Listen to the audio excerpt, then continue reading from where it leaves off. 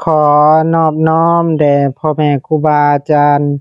ขอเจริญสุขเจริญพรออกตนญาติโยมญาติธรรมทั้งหลายผู้ใดเลื่อนมาเห็นคลิปนี้ฝากกดไลค์กดแชร์เอาบุญแหน่เด้อศรัทธาออกตนญาติโยมเพื่อเป็นธรรมทาน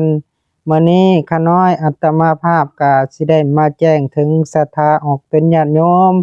สาบานอาจารย์เมืองสองคอนแขวงสะหวรรณเขตมื้ออื่นเนาะ ก็บ่ได้ออกบิณฑบาตโปรดญาติโยมเนาะเนื่องจากมีงานจำเป็นเนาะมีคนเสียชีวิตเพิ่นก็มามุนอาตมาไปตักบาตรก็ฝากบอกแชร์ถึงออกตนญาติโยมเด้อญาติออกตนญาติโยมนั่งท่ารอเก้อเนาะบ่เห็นอาตมา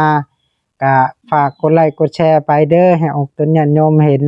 ผู้ใดเลื่อนมาเห็นคลิปนี้ขอจงมีแต่ความสุขความเจริญหายทุกข์หายโศกหายโรคหายภัย หายพยาธิโรคาเด้อเอาสาธุสาธุ